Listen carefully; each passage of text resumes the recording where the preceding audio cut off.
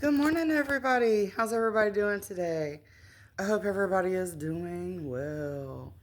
So, on this episode, I just wanted to talk a little bit about, first of all, if there are any men at all on my dating apps that are lonely and want someone like ASAP,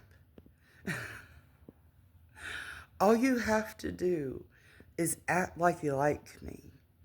And Chingana, Diaz's Chingana, is going to send a girl to you.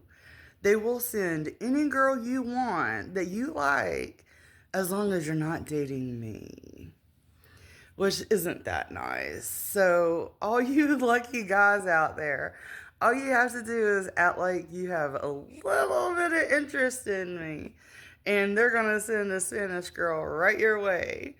I don't know, or a German girl, or I don't know, something crazy. So, anyways, my bulletproof vest came in yesterday, and my EIN number comes in today. And then I have to file my business license and wait for my state license to come back in. And then I'm officially a Bell's Bonds lady. And I'm so excited. I have been dreaming about this venture for a very, very, very long time. And I'm kind of standing in a place that I never thought I would be in. Life has a funny way of rearranging your life and throwing you in these situations that you never thought that you would be in, but you find yourself in. And it changes the entire course and direction of your life. Like, whether you know it or not, it sets forth like an entire change in your life. And it changed everything about my life. It changed my living situations, it changed my finances, it changed my body, it changed my relationship with my children. It ruined my, of course it ruined my marriage. But there was like so many parts of my life that this affected more than anybody could ever think. It really affects your life, you know, in every aspect. Your mental health, your physical health, your financial health, your relationship with your family, your friends, and everything. It does affect those, especially having PTSD. But, mine's a little managed better now that I'm got my medication regulated, and that it's been so long and so far out from where I was at when it first began, that I'm coming like a little bit more and more back into myself, a little bit more every day as the day goes on, and as every month and every year passes, it does get a little easier for me. Dealing with the PTSD and learning to be in social situations and learning how to socialize again, because I was alone for so long. Like, being on the road for 2.5 years and not having any family members with me or friends because I didn't want to put them in danger. So, being on the road alone for 2.5 years with very minimal socialization, you get used to being alone, and you get used to feeding yourself and doing everything for yourself and not having anyone else to take care of and not having anyone else to take care of you.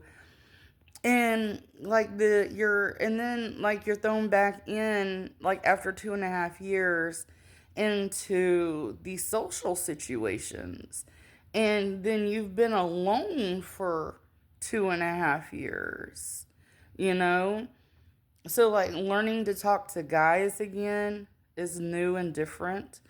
Learning to socialize with my family again is new and different. Learning to talk to strangers without getting PTSD tremors and looking like I have Tourette's is new and it's different. So, like, some social norms that are usually typical for ordinary, everyday people to have is when you have complex PTSD and you're having to learn to like be socialized again, basically, after being alone for so long. It's a different feel, being sheltered away from everybody and then thrown back into all of these social situations. And like, on the outside you look fine, but on the inside it's like you're wanting to crawl out of your skin, and your eyes twitching, and you're getting muscles twitches in your arms, and it's stuff that you can't control. Like, it happens subliminally, like, subconsciously. Like, my subconscious is the one that deals with, like, the ticks and everything. There are certain things that your subconscious mind controls that your frontal lobe can't control.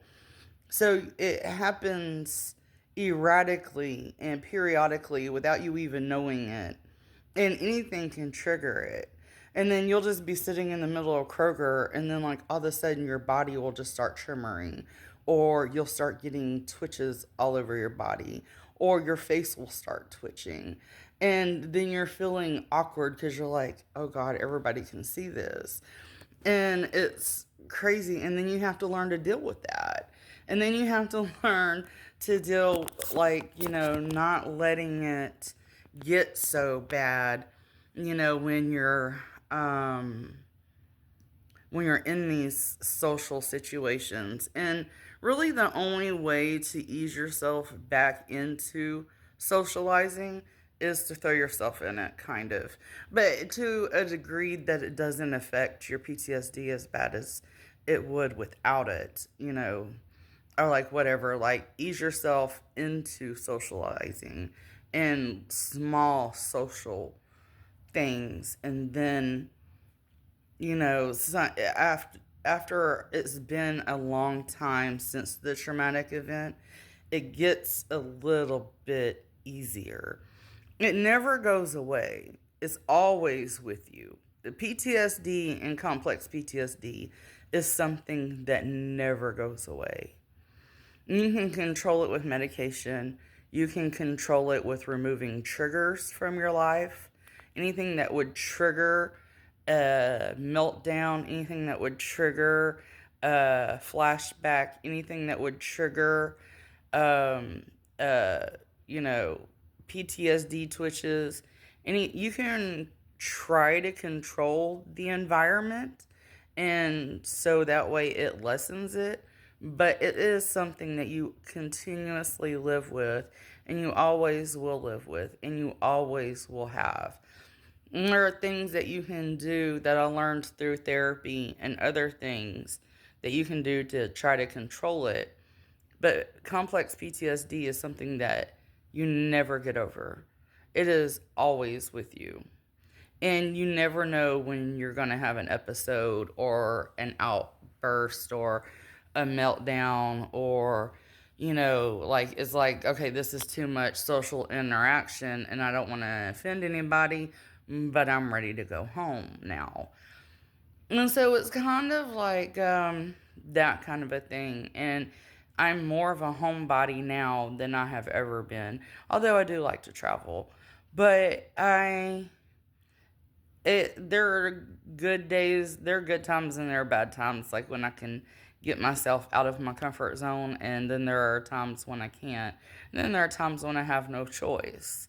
So it just really depends. Sometimes I don't always have a choice in this, you know, in doing things, but I do like to travel when my medication's regulated and I'm good, and it does help. It actually feels better to get away because it helps me ground myself in a place that isn't where the traumatic event occurred, and I can actually breathe and not feel like I'm suffocating in and immersed in that one that one traumatic event. Like, I refuse to let that one traumatic event dictate the rest of my entire life. So I'm doing medication, learning about therapy, learning about my disability, learning about how to manage it, how to control it, and how to make it better so I can function and, do what I need to do for myself. I try to learn from the best. And if I am in a situation, I've also learned that if I get into a situation that makes me very, very uncomfortable, to also remove myself from that situation and not to feel bad about it. And there's no reason why you should, if you have complex PTSD, be stuck in a situation that makes you uncomfortable. If you're not comfortable in that situation, you have every right to get out of that situation. But and then you're stuck in fight and flight mode. I'm stuck in fight and flight mode a lot. Fight and flight mode is definitely something that I find myself stuck in a lot more these days than, like, I've gotten over like the crying and the sappy stuff and oh god, whatever. So it took me like 6 years to like stop crying. Literally 6 years. So it took me literally 6 years to stop crying, and I'm just where like I get into fight and flight mode a lot. And fight and flight mode is like a defense mechanism to protect yourself and to safeguard yourself. And it comes with a little bit of paranoia, but that paranoia is your central nervous system also in shock, telling you when your body thinks that you're in danger, or your body sensing that there's something dangerous around. And I have learned to listen to that instinct, because that internal instinct is also what helps keep me safeguarded. So I have learned and developed to listen to my instincts and what my body and my instincts are telling me. Like, if it tells me that, like, if I'm in a fight and flight mode and my body is telling me that there's something dangerous around, I'm removing myself from that situation, because normally my body's right. Even though my I was drugged, unconscious, and I was chloroformed out, and my brain doesn't necessarily remember the traumatic incident of every episode that occurred that night, my body still remembers the trauma of that night and what they did to my body. And especially like when I'm in pain and stuff like that, my body can sense it. So when I have real bad pain days, then I also have real bad mental health days, because the pain in my body is a reminder that it was real and that it happened all over again. And so the pain inside my body is a daily reminder that it was a real danger and not to fall back into that situation that got me here to begin with. And it sucks and it hurts, and it it sucks and it hurts and everything, but it's still not safe yet for me to get 100% fixed. So I have to deal with this until it is safe, um, and everything. And, my doctors and all of them will know when it's safe, or when my health starts to deteriorate enough that, they can't wait any longer to do anything else. And, they have to do something like right away, and, all of that stuff. So, there's that. So I have a really good medical staff so far at this point. So I don't have anything to complain about. But I do have to say, I'll never forget Dr. Richardson and Dr. Suarez or Salazar, because it was them who went against the grain and actually are military doctors. So they actually weren't scared of my ex's family. So I was actually able to find a doctor, because they were military, who could actually be strong enough to go against the grain and diagnose me properly. And so, to Dr. Richardson and Dr. Suarez, yet again, thank you for giving me my life back, and for saving my life, and for taking away all of the pain, most of the pain, that they administered to me. And may I continue to live a life well lived, and to make you proud. Um, because I wouldn't have my life if it wasn't for you. So may I continue to live also in your legacy of giving me my life back, and prove to you that it wasn't wasted, and that I was someone worth saving. And I hope you enjoy your Purple Hearts, because you definitely, definitely earned them. You went against the grain and risked it all when no one else did, to out the truth that they were lacerating me with a machete. And that took guts. With a little help from our military flyboys, it took guts. So, for the gift of my life back, I thank you immensely. And I hope you enjoy the Purple Hearts, and you keep them as a treasure in your office, as a reminder for the life that you saved, and for the difference that you made. You might not think that you made a difference, but you did. What you did reinstated what the medical field is for, and what it's always supposed to have been for, and what good doctors are supposed to do. You did more than also just save my life.